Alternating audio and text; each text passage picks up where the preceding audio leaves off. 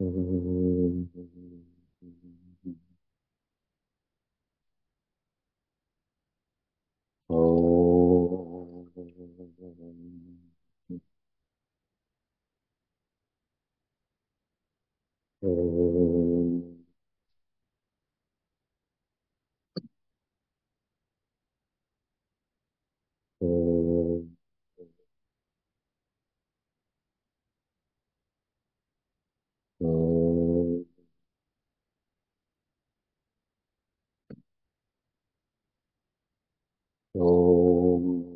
శ్రీరామ శరణం మమ శ్రీరామ శరణం మమ శ్రీరామ శరణం మమ శ్రీరామ శరణం మమ శ్రీరామ శరణం మమ శ్రీరామ శరణం మమ శ్రీరామ శరణం మమ శ్రీరామ శరణం మమ శ్రీరామ శరణం మమ ఓం శ్రీ సీతారామాభ్యాం నమః ఓం శ్రీమాత్రే నమః ఓం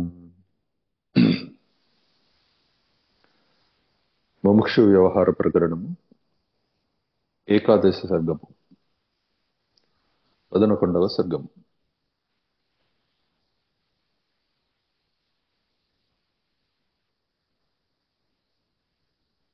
వశిష్ఠ భగవానుడు ఇంకా ఇలా మాట్లాడుతూ ఉన్నారు. ఏతత్తే కథితం సర్వం జ్ఞానావతరణం భవి మయా స్వమీహితం చైవ కమలోద్భవ చేష్టితం తదిదం పరమం జ్ఞానం శ్రోతుమధ్య తవానక భృశం ఉత్కంఠితం చేతో మాత సుకృతోదయాత్. నాయన రామ, ఈ విధంగా బ్రహ్మదేవుడు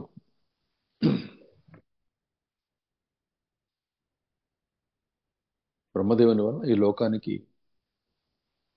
జ్ఞానం ఎలా ప్రాప్తించింది, ఈ జ్ఞాన ప్రాప్తి కోసం నా జన్మ ఎలా కలిగింది, బ్రహ్మదేవుని యొక్క ఆ జ్ఞాన స్వరూపుణ్ణైన నేను ఎటువంటి ప్రయత్నాల్లో ఉంటాను,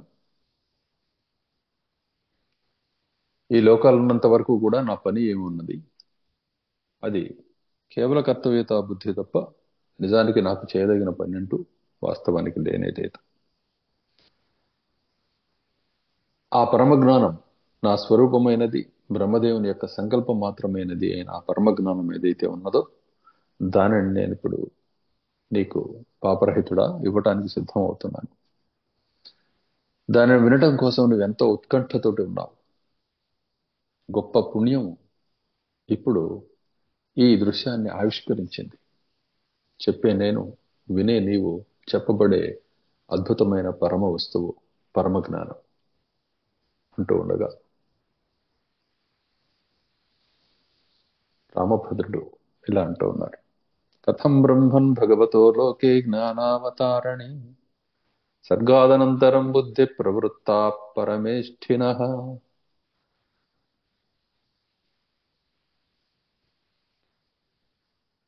బ్రహ్మన్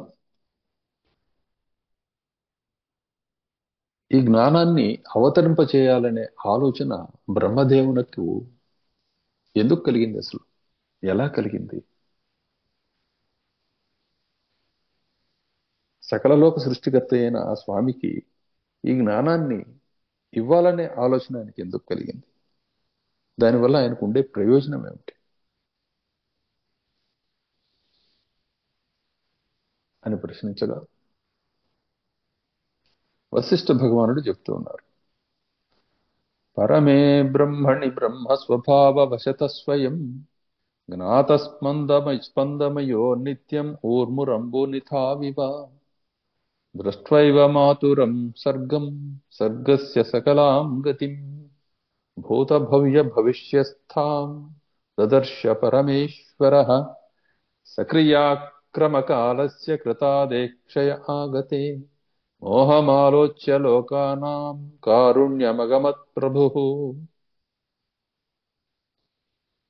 రామ, పరబ్రహ్మమున బ్రహ్మమే అయిన బ్రహ్మ స్వభావ వశంగానే స్వయంగా ఈ సృష్టినంతా చేయటం జరిగింది. అదే స్వభావంతో నిత్యస్పందుడు కాబట్టి ఆయన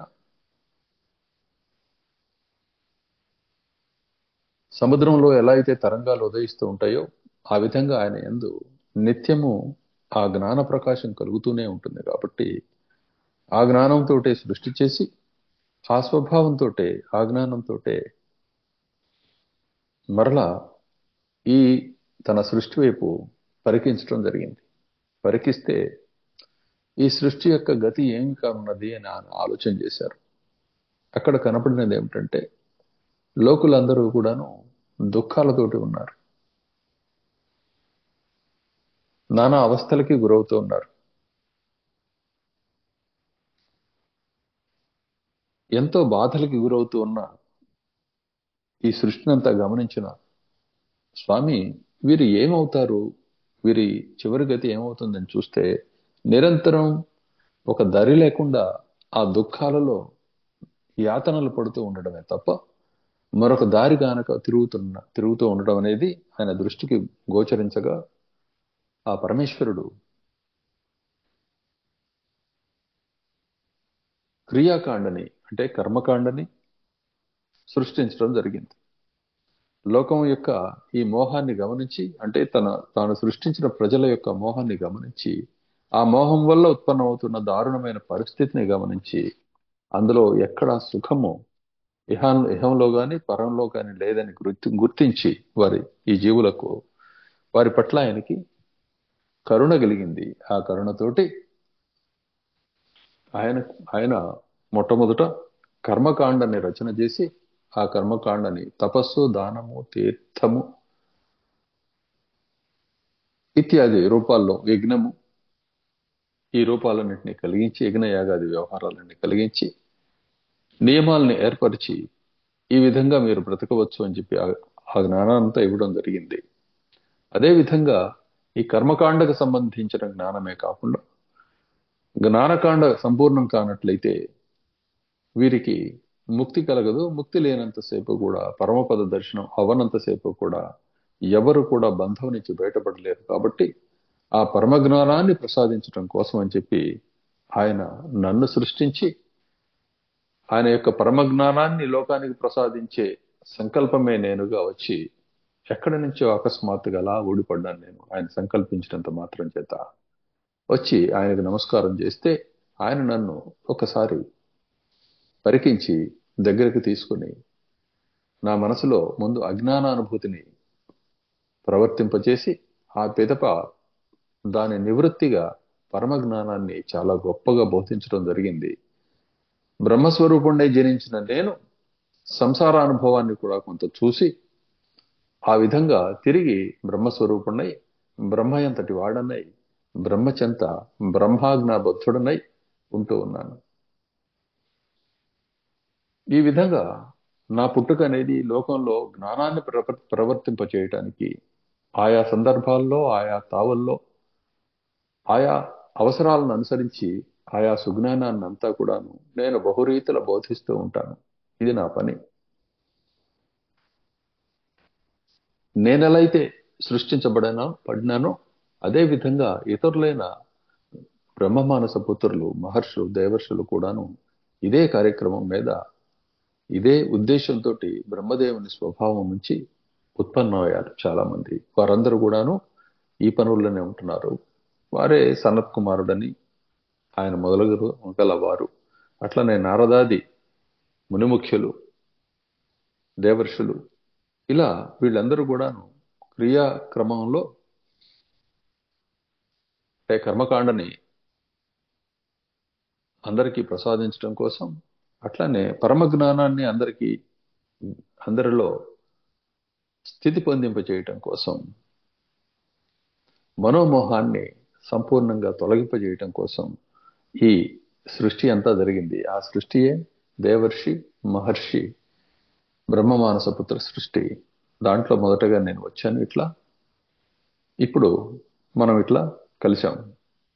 ఈ మహర్షులందరి చేత పూర్వము కృతయుగమునందు ఈ లోకమంతా కూడాను, ఈ భూమి మీద ఉండే అంతా కూడాను పద్ధతి ప్రకారం శుద్ధిగా ఉన్నది.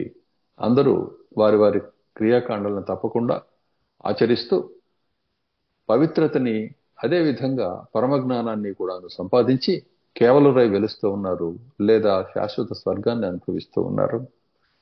అయితే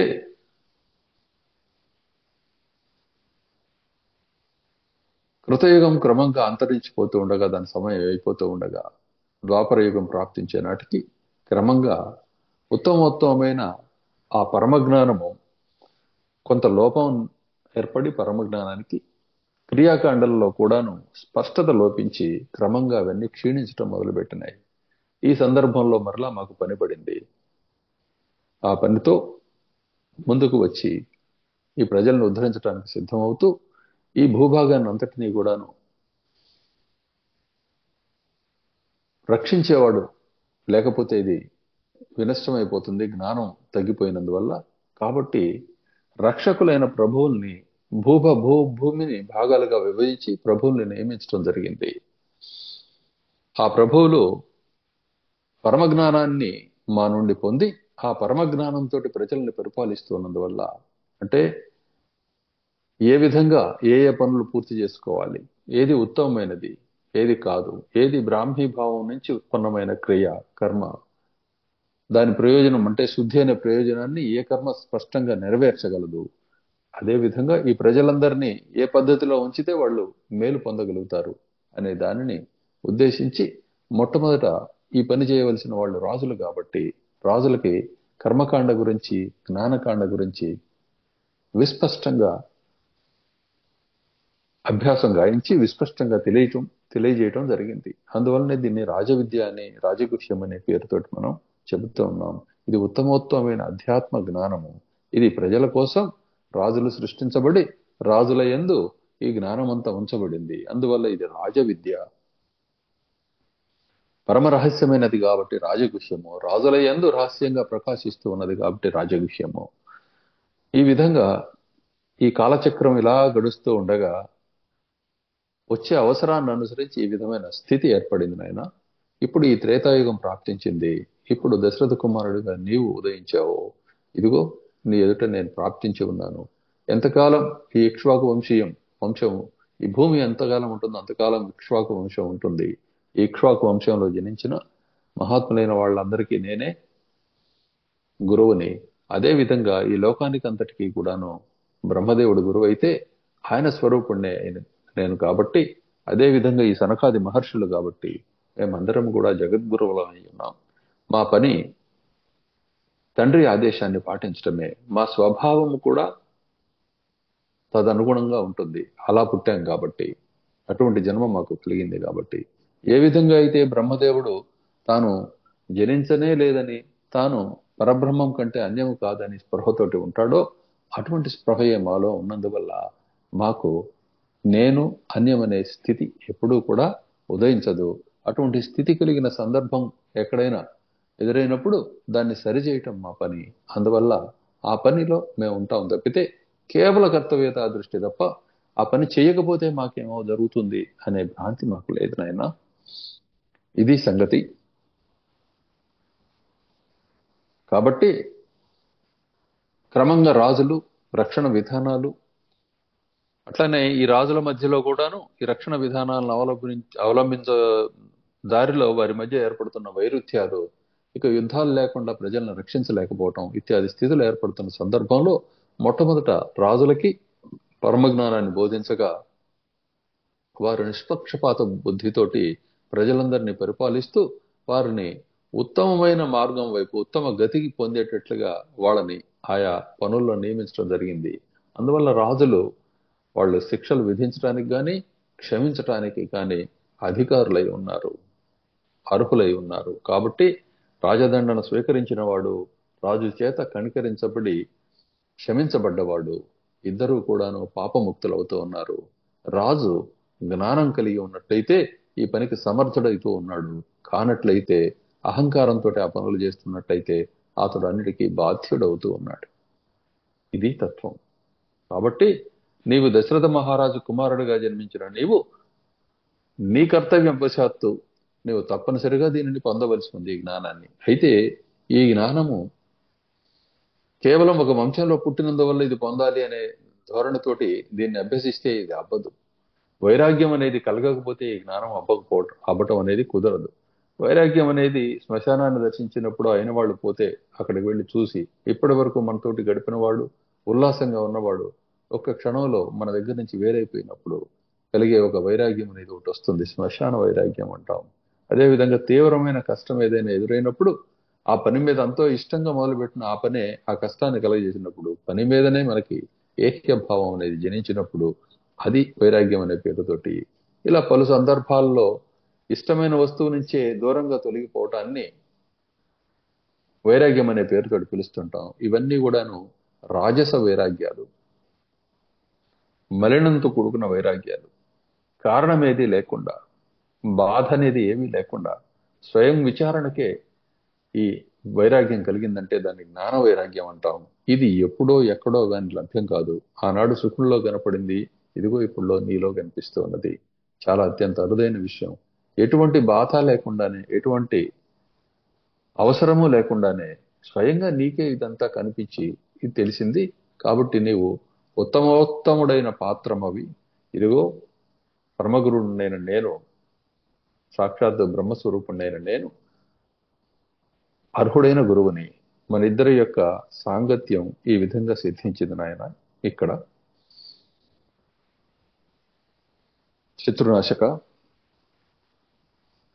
నీ అంతఃశత్రువులు ఎప్పుడు నశించారో బాహ్య శత్రువులు అప్పుడు నశించినట్లే. అంతఃశత్రువు మిగిలి ఉంటే బాహ్య శత్రువులు అందరూ నశించిన నీ శత్రువులు చాలా బలంగా ఉన్నట్లే. కాబట్టి అంతఃశత్రునాశక రామచంద్ర, నీవు స్వయంగా నీ శత్రువుల్ని స్వయంగానే తునుమాడుతున్నావు, నీ లోపల ఉదయించిన శత్రువుల్ని. అదే విధంగా ఈ జ్ఞాన ఖడ్గంతో సంపూర్ణంగా దానిని సాధించి ఈ ముల్లోకాలని పరిపాలించడానికి అర్హుడవి కానాయన. ఇదిగో ఈ చెప్పబోయే ఈ పరమజ్ఞానాన్ని విన్న తర్వాత నీ కర్తవ్యాన్ని నీవే నిశ్చయించుకోవచ్చు. మరొకరు ఎవరో చెబుతున్నారనే భ్రాంతి నీకు ఉండదు. ఇది నీకు బరువు అనే భావము ఉండదు. అదే విధంగా దీనివల్ల నీదేదో పరమ లబ్ధి నీకు లభ్యమవుతుందన్న భావం కూడా ఉండదు. బ్రహ్మదేవుడు ఏ భావంతో అయితే ఈ లోకాన్నంతా కరుణా దృష్టితో పరికించారో అదే భావంతో ఈ లోకాన్నంతటినీ కూడాను నీవు రక్షించడం జరుగుతుంది.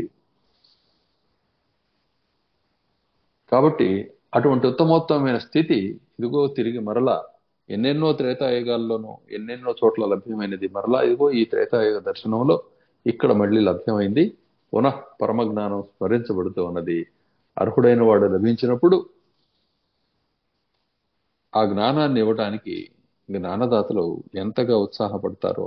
నీ తండ్రి గారిని చూశావు కదా, మహాపాత్రమగు విశ్వామిత్ర భగవానుడు వస్తే స్వయంగా నిన్నే ఆయనకి ఇవ్వడానికి సిద్ధపడిపోయాడు. ఇప్పుడైనా పాత్రుడు దొరికినప్పుడు ఇవ్వదగని వస్తువు అంటూ ఏమీ ఉండదు నాయన. నీవు మహాపాత్రుడివి, ఈ అత్యంత అర్హత కలిగిన వాడివి. ఈ పరమజ్ఞానానికి నీవు తప్ప మరొకరు అర్హులంటూ ఎవరూ లేరు. ఇదిగో నీ కారణం చేత నీకు నేను చెప్పే ఈ జ్ఞానాన్ని తాము కూడా సహస్రోతలై వింటూ ఈ పౌరజనులు కానీ ఇక్కడ ఉన్న సకల జీవులు కూడా తరించబోతూ ఉన్నాయి. ఇది నీ వల్ల సాధ్యమవుతున్న గొప్పతనం ఆయన. ఇది అటువంటి దృశ్యంగా ఇప్పుడు ప్రాప్తించింది. కాబట్టి ఇక ఈ జ్ఞానాన్ని పొందడానికి నువ్వు అర్హుడవి. కాబట్టి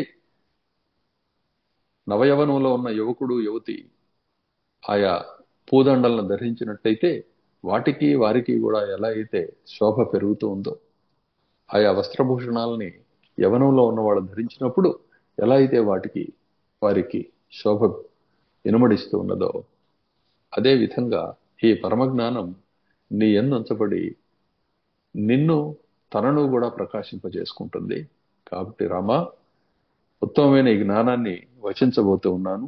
నీ వివేకంతో దానిని విచారణ చేస్తూ చక్కగా నీ వైరాగ్యాన్ని అలానే కాపాడుకుంటూ దీనిని చక్కగా ఆస్వాదించి పరమ ప్రయోజనాన్ని సాధించు. కాబట్టి రామ, మొట్టమొదట నీ మాదిరిగానే ఇంద్రియాలు కల్పించే ఈ మాయ ఏదైతే ఉందో అది లోపల బయట అనే రెండు విధాలుగా కనపడుతూ ఉన్నది. బయట దృశ్య రూపంలో కనిపిస్తూ ఉంటే లోపల కోరికల రూపంలో, నిశ్చయ రూపంలో కనిపిస్తూ ఉన్నది. దీనిని ఇంద్రియ జాలాన్ని మొట్టమొదట జయించాలి. ఇంద్రియ జాలాన్ని నువ్వు జయించే ఉన్నావు. దీని యొక్క పూర్వాపర విమర్శ అనేది నువ్వు చేశావు. చేసి ఇది అని చెప్పి ఇప్పుడు నీ మాటల్లో మా ముందు ఏకరువు పెట్టావు. కాబట్టి ఆ స్థితిని మొట్టమొదట సాధించిన తర్వాత దానిని మాటి మాటికి స్మరణ చేస్తూ ఇది ఈ దృశ్యం యొక్క స్థితి ఇది అని, ఈ దేహం యొక్క పరిస్థితి ఇది అని స్పష్టంగా మాటి మాటికి దర్శిస్తూ లోపల శత్రువుల్ని బయట శత్రువుల్ని కూడాను జయించి బయట కనపడుతున్న దృశ్యాన్ని కేవలం మనోమాత్రంగా దర్శించగలిగి దీనికి అస్తిత్వమే లేదనే స్పష్టమైన స్థితిని నువ్వు దర్శించగలిగి లోపల ఎటువంటి కాంక్ష లేనివాడివై వర్తిస్తూ ఉన్నట్లయితే మావలే నీవు కూడా ఉంటావు. కానట్లయితే జన్మ పరంపరల్లో తిరిగి బ్రహ్మదేవుని యొక్క కరుణకి, మా వంటి వారి యొక్క కరుణకి పాత్రుడవుతూ నిత్య దీనుడవై వర్తిస్తూ ఉండడం జరుగుతుంది. లోకంలో జీవుల పరిస్థితి అదే. నిత్యము దీనులై ఆక్రందిస్తున్నారు. ఒకప్పుడు మేము 10 మందికి ఆశ్రయమై ఉన్నాం, మాకు దైన్యం లేదని చెప్పి పలుకుతారు. ఏదో కష్టం కలగడంతో వాళ్లే దీనులైపోతూ ఉన్నారు. ఇదంతా జ్ఞానలోపం వల్ల జరుగుతూ ఉన్నది. అలా కాక దీనత్వం అనేదే లేని ప్రాపంచికమైన విషయ దృశ్యానికి సంబంధమే లేని పరమధైర్యాన్ని నీవు సాధించవలసి ఉంది. ఆ ధైర్యం ఈ జ్ఞానం వల్ల మాత్రమే సాధ్యం అవుతుంది. కాబట్టి నాయన వడిపట్టు, ఈ జ్ఞానాన్ని నీకు దానం చేయడానికి సిద్ధంగా ఉన్నాను. జ్ఞానోదానం అనేది నీ యందు చక్కగా ప్రతిఫలిస్తుంది, చక్కగా ఉపయుక్తం అవుతుంది. నీ యందు తెచ్చిపెట్టుకొని అభ్యాసవశాత్తు వచ్చిన వైరాగ్యం కాకుండా సహజమైన వైరాగ్యం వచ్చింది. దీనిని మించిన ఉత్తమమైన దృశ్యం అంటూ అర్హత అంటూ లేనే లేదు. ఇది చాలు పరమజ్ఞానాన్ని వినడానికి, అనుసంధించటానికి, అనుభవించటానికి. ఏ విధంగా అయితే చక్కగా దున్ని మెత్తగా చేయబడిన నేల విత్తనం విత్తడానికి ఉపయుక్తం అవుతుందో, అదే విధంగా నీ మనసు చక్కగా నీ స్వయంగా నువ్వు చేసిన ఆలోచనల ద్వారా, విచారణ ద్వారా చక్కగా దున్నబడి సిద్ధం చేయబడి ఉంది. ఇదిగో జ్ఞాన బీజాన్ని దాని యందు ఉంచబోతూ ఉన్నాను. నిస్సంశయంగా అక్కడ అది అద్భుతంగా వృద్ధి పొందుతుంది, ఫలిస్తుంది. లోకానికి అంతటికీ కూడాను సుఖ కారణం అవుతుంది, జ్ఞాన కారణం అవుతుంది. మహాత్ముడు పరమాత్మయగు బ్రహ్మదేవుని యొక్క, ఆ ప్రభుని యొక్క బుద్ధి ఎటువంటిదో అటువంటి బుద్ధే నీలో కూడా ప్రవర్తిస్తుంది. అప్పుడు సకల ప్రజలకి నీవు బ్రహ్మదేవుడు వంటి వాడి అవుతావు. సకల ప్రజలు నీ ప్రజలే అవుతారు. నీ సొంత బిడ్డల్ని నీవెలా అయితే రక్షించుకోవాలనే ఆలోచన కలుగుతుందో, దాని యందు ఇష్టం పెరుగుతుందో, ఇదంతా కూడాను స్వప్నం మాత్రమే అనే విషయం ఎరిగి ఉన్నప్పటికీ, ఇది స్వప్నమే అని చెప్పి భావించి, ఇది జాగ్రత్త అయినా కూడా ఇది కూడా స్వప్నం మాత్రమే అని చెప్పి భావించి, దాని యందు ఇష్టబుద్ధి లేకపోవడం గొప్పదే కానీ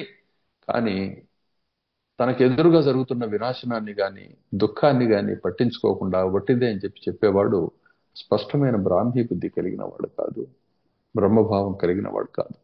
బ్రహ్మదేవునికి ఈ సృష్టితోటి నిజానికి పని లేదు. ఆయన సృష్టించి వదిలివేసినా సరే దాని తిప్పలు అది పడుతూ ఉంటుంది. దానివల్ల బ్రహ్మదేవునికి వచ్చిన లోటు అంటూ ఏమీ లేదు.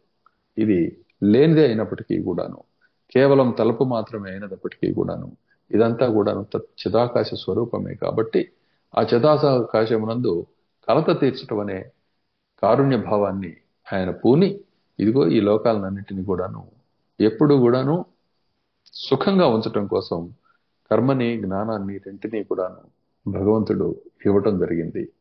అంతేగాని లోకంలో కనపడే మిథ్యావాదం ఏదైతే ఉందో, ఇదంతా వట్టిదే కాబట్టి నాకు దేనితోటి సంబంధం లేదని చెప్పి సదాచారాన్ని వదిలిపెట్టి గాని, లేక లోకల దుఃఖాన్ని పట్టించుకోకుండా తనకు తాను మాత్రమే స్వయంగా భోగాల్లో నాకు కలిగి ఉన్నాను కదా అని చెప్పి అనుభవించటం కానీ, ఇటువంటి స్థితి బ్రహ్మయందు లేదు.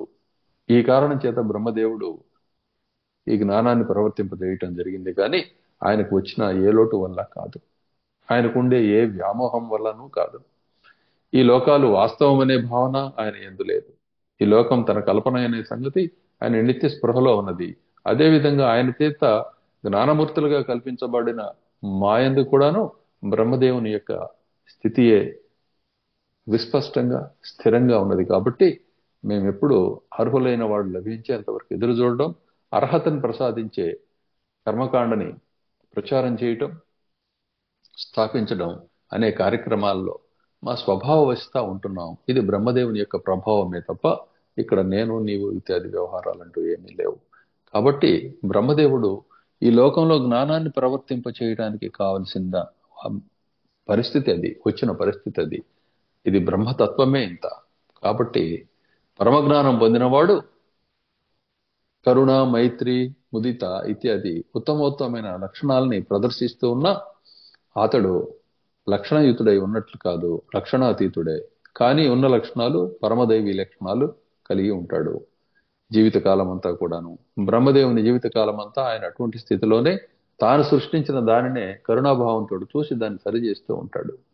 అదే విధంగా ఈ లోకంలో ఆ బ్రాహ్మీ స్థితికి దగ్గరవుతున్న వాళ్ళందరూ కూడాను అటువంటి భావాలనే పొంది తమకు అవసరం లేకపోయినా సరే తాము కేవల బ్రహ్మస్వరూపులనే సంగతి అర్థమై ఉన్నప్పటికీ అప్పటికి ఆ జీవితంలో ఏ దృశ్యం ప్రాప్తించిందో ఆ దృశ్యం నందు ఉండే మెకిలినంతా తొలగించి వేస్తూ వాళ్ళు ముందుకు సాగుతూ ఉంటారు.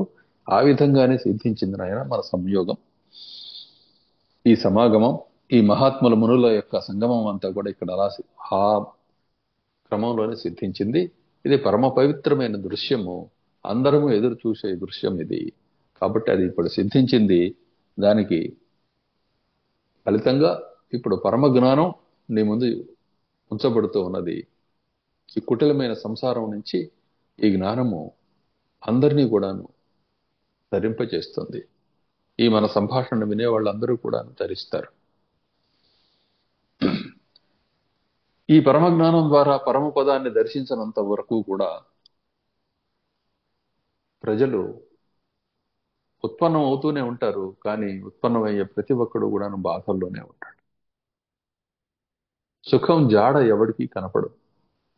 విషయ సుఖాన్ని సుఖమనే భ్రాంతితోటి కాలం గడుపుతూ అదేటూ అనిత్యమే కాబట్టి, నానా ఆపదలు వాటికి ఉన్నాయి కాబట్టి, నిత్య ఆటంకాలు అనేవి వాటికి పుట్టుకతోటే వచ్చినాయి కాబట్టి నిరంతరము కూడాను సుఖం మీద ఆశయే తప్ప సుఖం లభించడం అనేది ఏదో మెరుపులాగా అలా కొంచెం కనబడడం, వెళ్ళిపోవడం, దానికోసమే ఆశగా తిరగటం. పరమసుఖం అనే యోచన లేదు కాబట్టి, అతడికి ఆలోచనే రావడం లేదు కాబట్టి అటువైపు ప్రయత్నమే చేయకపోవడం అనే దుస్థితి ఇక్కడ ఏర్పడి ఉంది. కాబట్టి దాన్ని తొలగింపజేయటానికి బ్రహ్మదేవుడు కరుణతో తన బిడ్డల్ని ఇలా పాలిస్తున్నాడయ్యా. అందులో భాగంగా నేను వచ్చాను. ఇదిగో నీ స్థితి కారణంగా ఇప్పుడు ఇక్కడ ప్రత్యక్షం అవటం జరిగింది. ఈ విశ్వామిత్ర మహర్షి కానీ, ఈ ఇతరులైన దేవర్షులు, బ్రహ్మర్షులు, మహాత్ములైన ఈ యోగులు వీళ్ళందరూ కానీ, నేను కానీ ఇప్పుడు నీ దృశ్యం కారణం చేత ఇక్కడ కనపడటం జరుగుతున్నది. నీ అధికారిత్వ కారణం చేత, అర్హత కారణం చేత ఇదిగో పని మొదలు పెడదాం. జ్ఞానం అనే పడవ లేకుండా ఈ సంసార సాగరాన్ని ధరించడం అనేది ఎవ్వరికీ సాధ్యమయ్యేది కాదు. కేవలం కర్మ ఒక్కటే ఈ సంసారాన్ని ధరించడానికి పనికిరాదు. తపస్సులు ఎంత చేసినా, దానాలు ఎన్ని వనర్చినా, ఎన్ని తీర్థాలని సంసేవనం చేసినా, ఎన్ని యజ్ఞ యాగాదులు చేసినా, నిత్యము సత్యమే మాట్లాడుతూ ఉన్నా ముక్తి మాత్రం కేవలం కర్మ ద్వారా కలగదు. జ్ఞానం వల్ల మాత్రమే ముక్తి కలుగుతుంది. అయితే ఈ జ్ఞానాన్ని పొందటానికి అర్హతను సంపాదించి పెట్టేది ఈ కర్మకాండ కాబట్టి పని జరిగే వరకు ఈ కర్మకాండని కూడా వదిలిపెట్టడానికి వీలులేదు. పని పూర్తయిన తర్వాత ఏ విధంగా అయితే ప్రయాణం అయిపోయిన వాడికి ఆ ప్రయాణానికి అవసరమైన సామాగ్రి ఎలా అయితే ఇక అవసరం లేదో, వాటిని మోయవలసిన అవసరం ఉండదో, అదే విధంగా ఈ సదాచారం అనే పేరుతో చెప్పబడుతున్న ఈ కర్మకాండతోటి వాళ్ళకి సంబంధం లేదు, ప్రయోజనం లేదు. అయితే ఏ విధంగా అయితే బ్రహ్మదేవుడు లోకంలో సద్బుద్ధిని ప్రసాదించడం కోసం, ప్రవర్తింపజేయటం కోసం తాను కూడా నిత్య క్రియాపరుడై ఉన్నట్లుగా కనిపిస్తాడో, తాను చెప్పిన నియమాల్ని తాను కూడా పాటిస్తూ ఉన్నట్లుగా కనిపిస్తాడో, అదే విధంగా ఈ మహాత్ములందరూ కూడాను వారికి శుద్ధి అనే ప్రత్యేకమైన ప్రక్రియ అవసరం లేకపోయినప్పటికీ సంధ్యా ఉపాసన ఇత్యాది, దైవతోపాసన ఇత్యాది వాటినన్నిటినీ కూడాను ఇష్టంగా చేస్తూ ఉన్నారు. వాటి వల్ల వాడికి వచ్చే ప్రత్యేక ప్రయోజనం అంటూ ఏమీ లేదు. కేవల ఆదర్శ పురుషత్వాన్ని బ్రహ్మదేవుని ఆజ్ఞను అనుసరించి నిలుపుతూ ఆ పని పూర్తి చేస్తున్నారు తప్ప ఇక్కడ ఉన్న ఈ ముని మండలికి ఎవరికీ కూడాను ఈ కర్మకాండతోటి వీటితోటి సిద్ధించే ప్రత్యేక ప్రయోజనం అంటూ ఏమీ లేదు. వీరందరూ స్పష్టమైన సుఖస్వరూపులై ఉన్నారు, సుఖాన్ని అనుభవిస్తూ ఉన్నారు. అదే నీవు కూడా, అది నీవు ఇప్పుడు స్పష్టంగా దర్శించబోతూ ఉన్నావు. యథేచ్ఛగా వివరంగా విచారణ అనంతరం ప్రశ్నించడం పూనుకో. ఆలోచించకుండా, విచారణ చేయకుండా ప్రశ్నించడం మానుకో. నీలో ఆ లక్షణం లేదు, కానీ అయినా నేను చెప్పవలసింది కాబట్టి ఈ మాట చెబుతున్నాను. ఎప్పుడైనా సరే ఒక జ్ఞానాన్ని ఆకళింపు చేసుకోవాలనే ప్రయత్నంలో ఉన్నప్పుడు దానిని శ్రద్ధతో వింటూ ఉండడము, ఆ శ్రద్ధతో వింటూ ఉన్నప్పుడు దాంట్లో వినపడుతున్న క్రొత్త విషయాల్ని వెంటనే చప్పున అడిగి తెలుసుకోవటము, అదే విధంగా నీ విద్యకి మరొక విధంగా తోస్తూ ఉంటే, చెప్పబడే విషయం కాకుండా మరొక విధంగా అనిపిస్తూ ఉంటే దానిని వెంటనే బోధకుని ముందు ఉంచి దానిని సరి చేసుకోవడము ఈ కార్యక్రమంలోనే ఉండాలి తప్ప అనాలోచనగా ఏదో ఒకటి ప్రశ్నించాలి కదా అనే ఉద్దేశంతో, గుర్తింపు కోసమో లేకపోతే అహంకారంతో ఎదుటి మనిషి దగ్గర ఉండే ఒక గుర్తింపుని పొందటం కోసమో ప్రశ్నలు వేయకూడదు. అది అజ్ఞానంతో కూడుకొని ఉన్నది. అటువంటి స్థితి నీ యందు లేకపోయినప్పటికీ నేను ప్రస్తావన చేసి చెబుతూ ఉన్నాను. జ్ఞానం లేనిదే సంసార సముద్రాన్ని దాటడం కుదిరే పని కాదు. ఈ జ్ఞానానికి అవసరమైనది సదాచారము.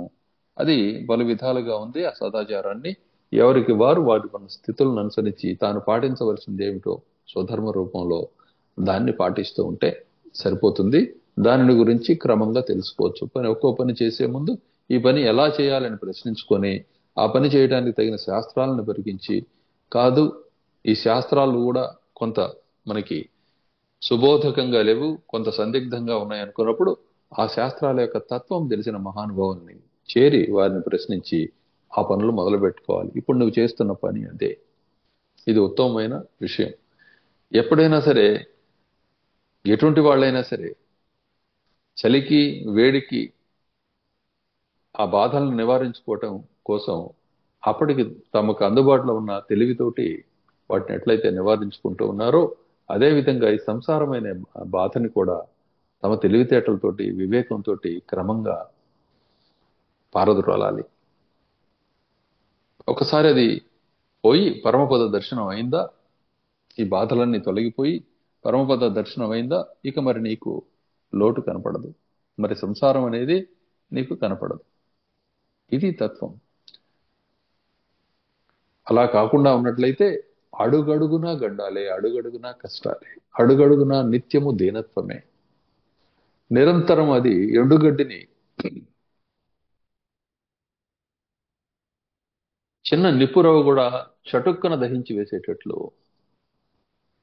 ఈ లోకల్ని కోరిక, అవిచారము అనేవి అజ్ఞానం ఉండడం వల్ల చాలా కష్టాలకు కారణమై నిరంతరం కూడా ఆపదల్లోకి నెట్టివేస్తూ ఉన్నాయి. కాబట్టి ఈ దుఃఖ చింతలు తొలగిపోవాలంటే చూడండి, కాటికి కాళ్ళు జాచిన స్థితిలో కూడా భార్య, పిల్లలు, ఆస్తులు, మంచి చెడు ఇత్యాది ఆలోచనలే కలుగుతున్నాయి తప్ప వేరేదేమీ ఈ మనుషులకి కలగడం లేదు. నువ్వు గమనించావు కదా, నీ గమనంలో నువ్వు చెప్పావు కదా ఎలా ఉంటుందన్నది. ఇటువంటి చింత మరలా ఉదయించకుండా ఉండాలంటే పరమజ్ఞానం పొందాల్సిందే. జ్ఞానం లేనివాడు లోక చింతలో భ్రాంతి సారంగా కలిగిన ఆ చింతలో మునిగిపోతూ ఉన్నాడు. పరమజ్ఞానం కలిగిన వాడు ఆ చింత నుంచి బయటపడుతూ ఉన్నాడు. దుఃఖ చింత లేకపోవటమే సుఖం కదా. కాబట్టి నాయన, తత్వాన్ని స్పష్టంగా దర్శించు.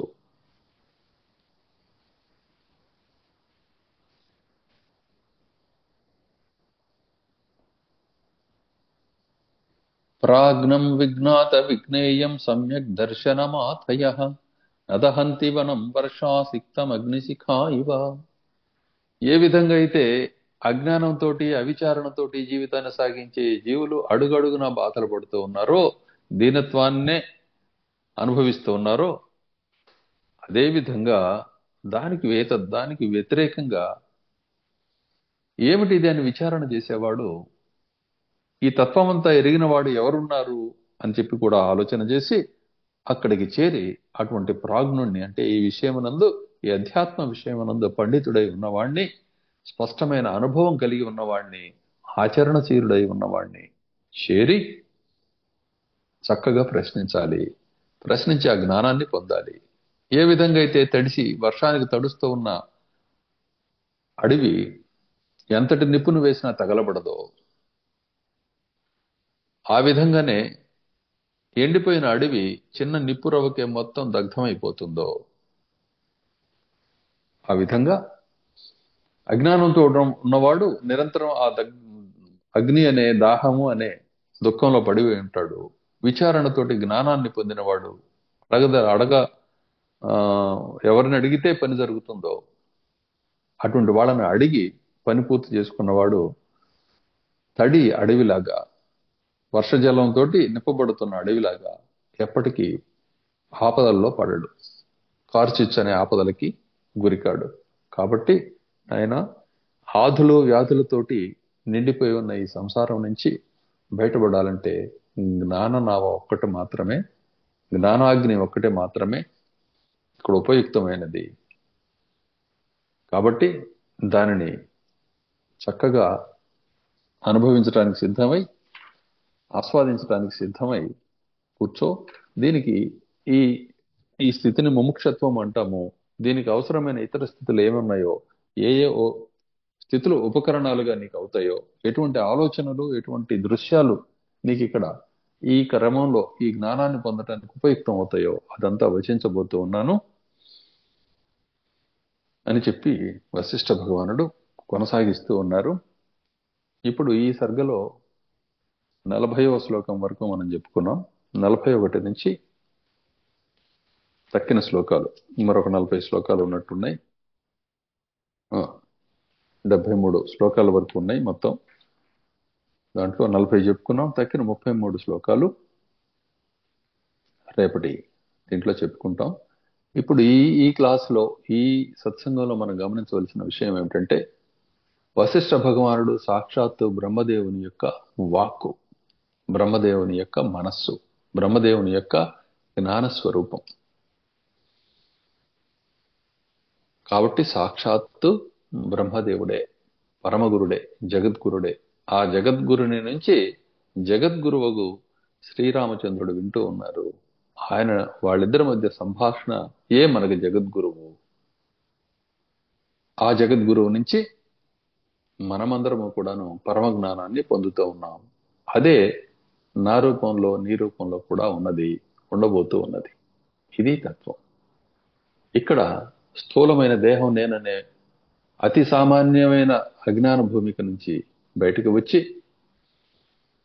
క్రమంగా నేను ఫలానా అనే అహంకార భూమిక నుంచి కూడాను బయటికి రావటానికి ఇదిగో ఈ జ్ఞానాన్ని నీవు పొందవలసి ఉంది.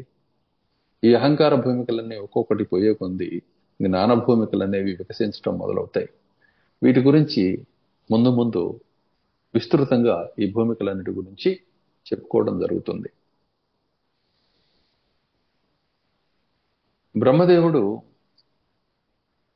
ఈ సృష్టిని సృష్టించిన తర్వాత అది తాను ఒక పలక మీద, ఒక చిన్న పిల్లవాడు పలక మీద పిచ్చి గీతలు గీస్తాడు. గీసి ఆ ప్రక్కన గిరాటేసి వెళ్ళిపోతాడు. వాడికి అదేం పట్టదు. కానీ ఆ పలక మీద పిచ్చి గీతలతోటి అది అట్లా ఉంటుంది. ఇది ఉదాహరణలో పలక అట్లా ఉంటే ఏమవుతుంది? ఏం కాదు కదా, మళ్ళీ అవసరమైనప్పుడు తుడుచుకొని వాడుకోవచ్చు కదా అని చెప్పి అంటాం. బ్రహ్మదేవుని స్థితి అది కాదు. ఆ పిల్లవాడికి ఆ పలకతోటి మళ్ళీ పని ఉంటుంది. బ్రహ్మదేవుడికి దానితోటి పని లేదు. అయినా సరే దాన్ని శుభ్రంగా ఉంచుతాడు ఆయన.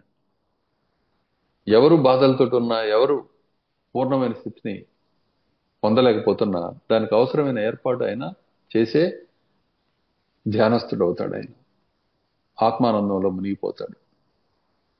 ఆ కారణం చేత అది ఆయన స్వభావం, అది ఆయన ప్రకృతి, అదే మూల ప్రకృతి స్వరూపం. కాబట్టి మూల ప్రకృతి స్వరూపమే బ్రహ్మదేవుడు. కాబట్టి ఏ విధంగా అయితే ప్రతి జీవుడు కూడా తన కర్మకు తాను వశుడై, తన దైవానికి తాను వశుడై, కర్మ అనే దైవానికి వశుడై,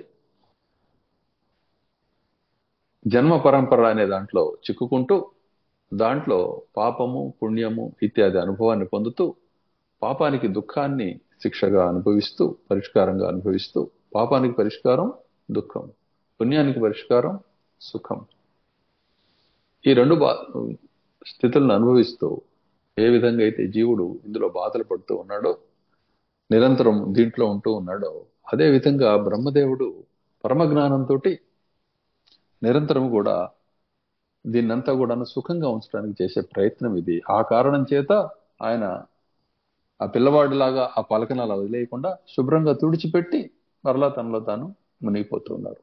దానివల్ల ఆ పలక్కి, ఆ గీతకి అన్నిటికీ కూడా సుఖం ప్రాప్తిస్తుంది, సమస్తమైన వాటన్నిటికీ. కాబట్టి ఎందుకు అన్నది ఈ మాటల్ని అర్థం చేసుకోండి. గురువుగారు, మీకెందుకండి ఇదంతా, మీరంతా పొందామంటున్నారు కదా, మా అందరికి ఎందుకు చెప్తున్నారు? మీకు చెప్తున్నాను అని చెప్పి గురువు గారు ఎప్పుడన్నారు? ఏనాడు చెప్పలేదు కదా. నా వల్ల నీవు ఉద్ధరించబడుతున్నావని ఇప్పటి వరకు ఇన్ని ఏళ్లలో, ఇన్ని దశాబ్దాల్లో ఎవరైనా విన్నారా? నీకోసమే నేను బోధిస్తున్నాను, నేను ఉద్ధరిస్తున్నాను, కాబట్టి నేను గొప్పవాడిని, నువ్వు తక్కువవాడివని చెప్పి ఎప్పుడైనా గురువులు చెప్పారా? మరి ఎందుకు జరుగుతుంది ఇదంతా? స్వభావం అది. నాతోటి నేను చేసుకుంటున్న వ్యవహారం, నువ్వు నాకు అన్యుడివి కాదు. నా ప్రశ్నపై నువ్వు నాకు ఉదయించావు, కాబట్టి నా ప్రశ్నని నేను సంస్కరించితే, సమాధినిస్తే నేను ప్రశాంతంగా ఉంటాను, నా అంతరంగంలో శాంతి నెలకొంటుంది. అదే విధంగా బాహ్యంగా కనపడుతున్న ఈ దృశ్యంలో కూడాను ఏతత్ కరుణా దృష్టిని అవలంబించి చేరుతున్న వారికి అందరికీ కూడాను వాస్తవమైనది, సారభూతమైనది అయిన ఈ జ్ఞానాన్ని అలా ప్రవశించడం జరుగుతున్నదే తప్ప, ఇది ఆత్మయందు ఆత్మకు సంయోగం ఏర్పడి ఆత్మతోటి ఆత్మని ఉద్ధరించుకుంటూ ఉన్నది తప్ప వేరే ఏమీ లేదు ఇక్కడ. ఈ తత్వాన్ని గుర్తించి జాగ్రత్తగా వినండి. ఇంకా ఇది ఇప్పుడు చెప్పినంత మాత్రం చేత వెంటనే పట్టుబడదు. క్రమంగా అభ్యాసం పెరుగుతూ పోగా, శుద్ధి పెరుగుతూ పోగా, క్రమంగా ఒక్క క్షణంలో ఆ బ్రహ్మానుభవం కలగడం అనేది సాధ్యమవుతుంది. కాబట్టి సంసిద్ధులై ఈ జ్ఞానాన్ని ఇలా వింటూ ఉండండి. ఈ రామ వశిష్ఠ సంవాదం అనేది అత్యుత్తమైన కార్యాన్ని నెరవేర్చబోతూ ఉన్నది, పరమసుఖాన్ని ప్రసాదించబోతూ ఉన్నది. ఎందువల్లంటే దాని స్వరూపమే అది కాబట్టి. జై సద్గురు.